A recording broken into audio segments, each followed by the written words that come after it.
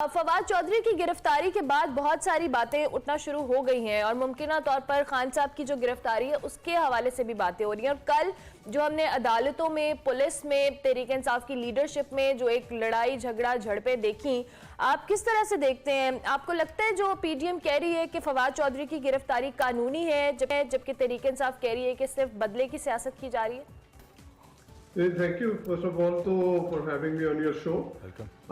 देखिए, जो भी कल हुआ, कल इतना बड़ा एक ड्रामा हुआ और जिस तरीके से जो है फवाद चौधरी को इन्होंने गिरफ्तार किया, जिस तरह से सीटीडी के लोग थे, जिस तरह से उन्होंने अपने जो चेहरे छुपाए हुए थे, तो ऐसा लग रहा था कि किसी एक सियासी पार्टी के रहनुमा को नहीं, किसी एक टेररिस्ट को जो है वो अगवा किया जा रहा है। गिरफ्तार भी नहीं, मैं अगवा का जो लफ्ज इस्तेमाल कर रहा हूँ, क्योंकि इस तरह से एक जमहूरियत में, एक उस मुल्क में जहाँ पे हम आइन की बात करते हैं, जमहूरियत की बात करते हैं, बेसिक राइट्स की बात करते हैं, जमहूरी मुल्कों में और जमहूरी निज़ाम में इस तरह से नहीं होता, इस तरह से नहीं उठाया जाता अपने सियासी मुखालिफिन को।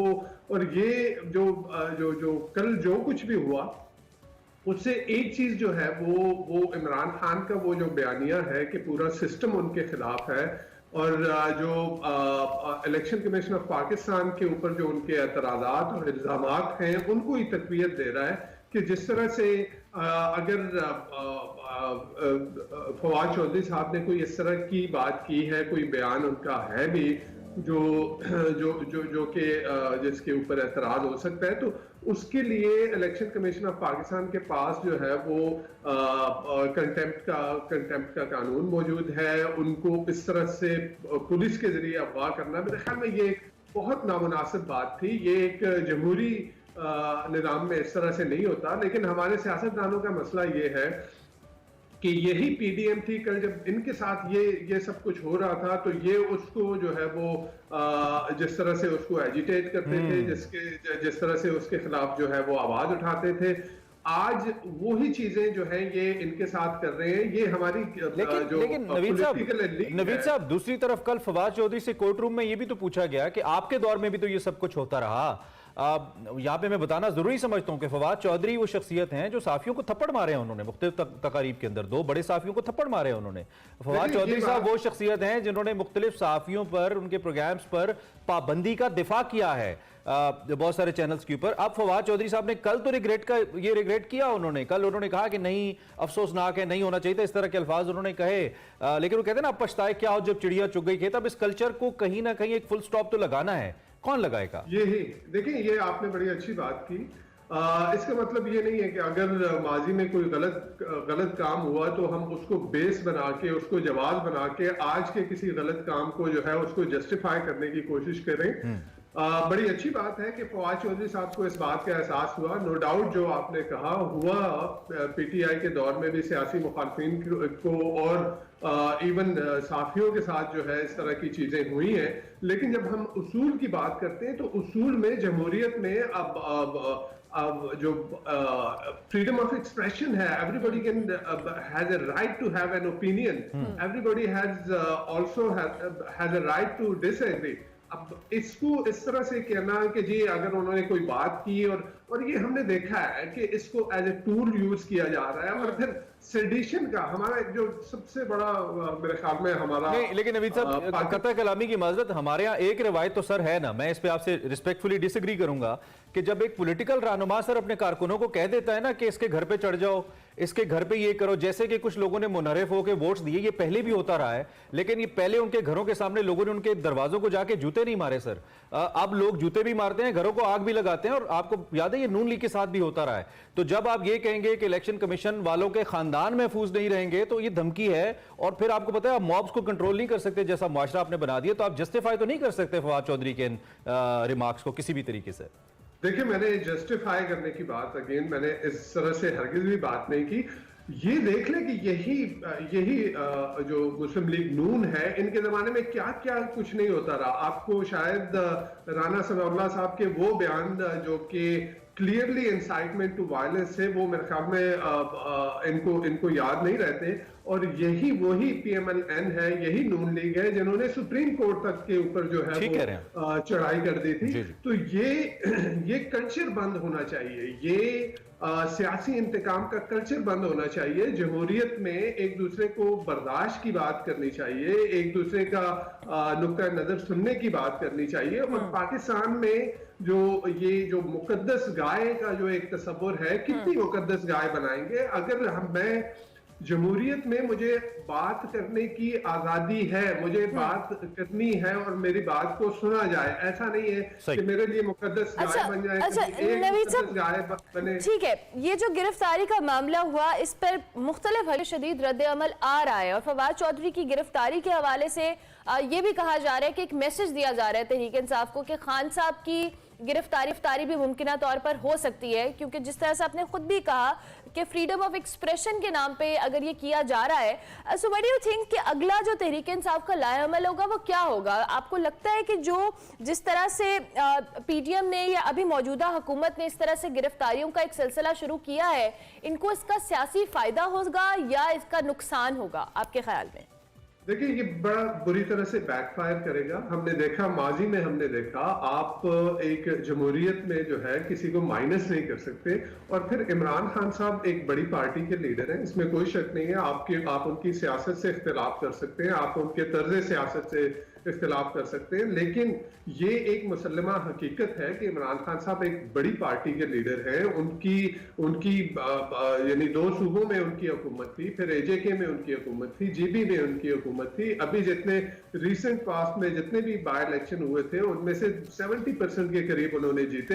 तो वो एक बड़ी पार्टी के रहनुमा हैं। जमहूरियत में आप किसी को माइनस करने से कभी भी कोई माइनस नहीं होता। आपने देख लिया, माजी में हमने ये तजर्बात करके देख लिए।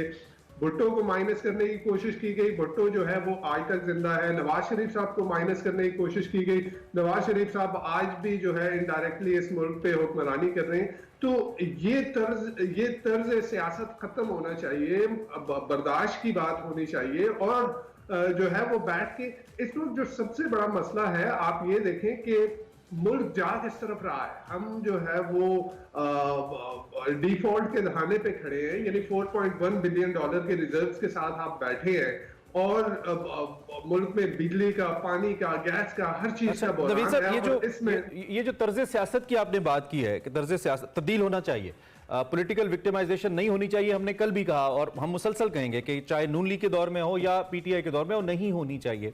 लेकिन जिस शख्सियत की आप बात कर रहे हैं, उनका तर्ज सियासत ये है कि उन्होंने आर्मी चीफ से लेकर एक आम मजिस्ट्रेट से लेकर किसी वकील से लेकर IG, मौजूदा CM, इलेक्शन कमीशन, किसी को वो नहीं मानते। और न सिर्फ वो नहीं मानते, वो हतक आमेज अल्फाज उनके खिलाफ इस्तेमाल करते हैं जो आईनी ओहदेदार हैं। तो रियासत क्या करे? सर, कोई रियासत को मशवरा दें कि जब former chief of army staff के ऊपर वो तनकीद करते हैं, चीफ इलेक्शन कमिश्नर पे करते हैं, मौजूदा CM पे करते हैं, PM पे करते हैं, इस सिस्टम को नहीं मानते, तो रियासत क्या करे नवीद साहब उनके लिए? देखिए, तनकीद का जैसे हमने बात की, जमहूरियत में तनकीद का हर एक को राइट है, इंसल्ट का तो नहीं है सर। का हक, देखिए इंसल्ट करना, अगेन इंसल्ट और तनकीद में जो है वो फर्क है, नो डाउट। लेकिन ऐसे नहीं होता। आप मुझे अपने पड़ोस में, मैं तो दुनिया की बात नहीं कर रहा हूँ, मैं डिवेलप जमहूरियत की बात नहीं करूंगा, अपने पड़ोस में मुल्कों में देख लें किस तरह से इस तरह से गद्दारी के मुकदमात जो है वो सियासतदानों पे कायम होते हैं।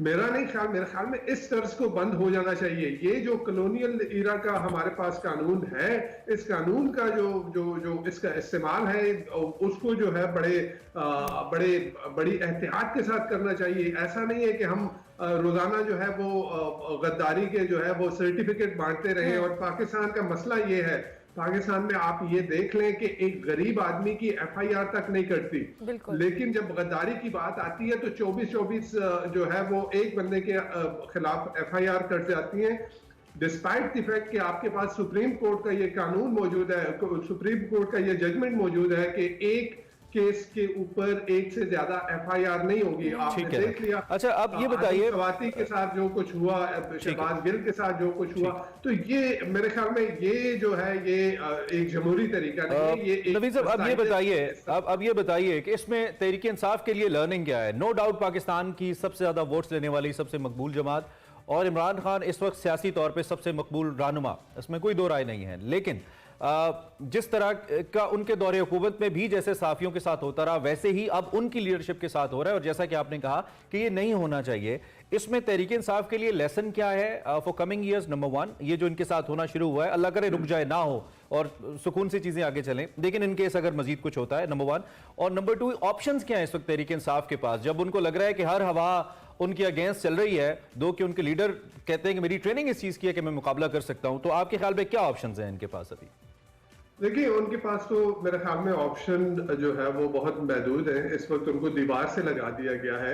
आप ये देख लें कि यही गवर्नमेंट थी, यही PDM की गवर्नमेंट थी, उनको PTI को यही बात बार बार ये कही जा रही थी कि जी आप पार्लियामेंट में वापस आए, बैठे, फिर बात होगी, उसके बगैर जो है बात नहीं होगी। जब उन्होंने पार्लियामेंट में वापस आने की बात की तो आपने देख लिया कि किस तरह से एक गैर जमहूरी, गैर आईनी, गैर कानूनी तरीके से उनके जो है वो इस्तीफों को मंजूर किया गया। यही वही नेशनल असेंबली के स्पीकर थे जो कि एक कह रहे थे कि जी एक MP जो है वो आके और वेरीफाई करें, और फिर वन गो में उन्होंने जो है वो 20-20 और 40-40 लोगों के इस्तीफे मंजूर कर लिए। तो मेरे ख्याल में ये जो तर्ज है, जो PDM जो कुछ भी इस वक्त कर रही है, मेरे ख्याल में ये इमरान खान साहब को जो है वो पॉलिटिक्स से निकालने की, और जो जिस तरह से जो भी अगेन केयर टेकर गवर्नमेंट का सिलसिला जो पंजाब में शुरू हुआ और उसके बाद कल जो कुछ हुआ, अगेन उनका वो सारा उन्हीं का नैरेटिव है जिसको सपोर्ट कर रहा है। तो मेरे ख्याल में ये तर्ज जो है ये खत्म होना चाहिए। हमारी PDM को मैं तो ये कहूंगा कि वो लोग, हमारी पूरी पॉलिटिकल एलीट को इस बात से सबक सीखना चाहिए कि सियासत की मेज पे होनी चाहिए। सियासत एक दूसरे को डायलॉग के साथ होनी चाहिए। अच्छा नवीद साहब, दूसरी जानिब आपने भी असेंबलीज तहलील और पार्लियामेंट से इस्तीफों के मामलों की बात की, तो इस्तीफों का जब मामला हुआ था और जब खान साहब ने असेंबली से क्विट करने का फैसला किया था, उनको तहलील करने का फैसला किया था, तो लग रहा था कि खान साहब ने एक कार्ड प्ले किया है जो कि PDM की मुश्किलात में बहुत इजाफा कर रहा था। लेकिन उसके बाद जब इसके इफेक्ट्स आए, आफ्टर इफेक्ट्स आए, तो उसका यही नतीजा निकला कि ये उनके हक में नहीं बल्कि उनके अगेंस्ट ही साबित हुआ, क्योंकि मौजूदा हुकूमत का अभी तक इलेक्शन के हवाले से कोई लाएअमल सामने नहीं आया।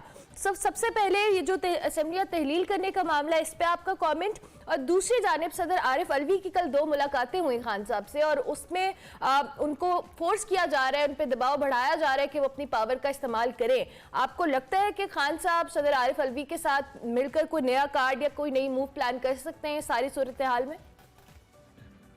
देखिए, जहाँ तक असेंबलियों की तहलील की बात है, तो मेरे ख्याल में ये एक खान साहब का एक मास्टर स्ट्रोक था।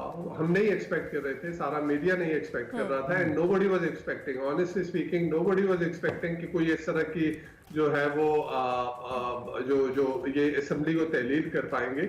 लेकिन वही हमने देखा कि उन्होंने जो जिस तरह से वोट ऑफ कॉन्फिडेंस लिया चीफ मिनिस्टर पंजाब ने, और उसके बाद जिस तरह से उन्होंने असेंबली को तहलील कर दिया, तो गवर्नमेंट PDM गवर्नमेंट जो है वो तो आ गई, वो बैकफुट पे आ गई थी, और उनके पास कोई ऑप्शन और बचा नहीं था इसके अलावा।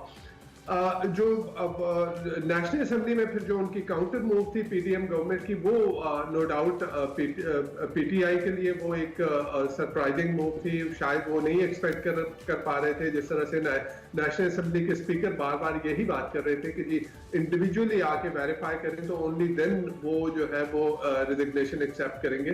तो शायद वो नहीं एक्सपेक्ट कर पा रहे थे, और इसी से ये हुआ कि जो अभी सूरत हाल बन रही है कि जो निगरान गवर्नमेंट बनेगी, फेडरल गवर्नमेंट बनेगी, उसमें पीटीआई का हिस्सा नहीं होगा। बिकॉज इस वक्त जो 2 दर्जन के करीब रेबल्स बैठे हुए हैं नेशनल असेंबली में पीटीआई के, वो जो है अपोजिशन का रोल प्ले करेंगे और वो एक मैं कहूंगा कि एक लंगड़ी लूली अपोजिशन जो कि गवर्नमेंट के ज्यादा करीब है, वो जो है गवर्नमेंट के साथ बैठ के इंटरिम सेटअप का जो है वो तय करेगी।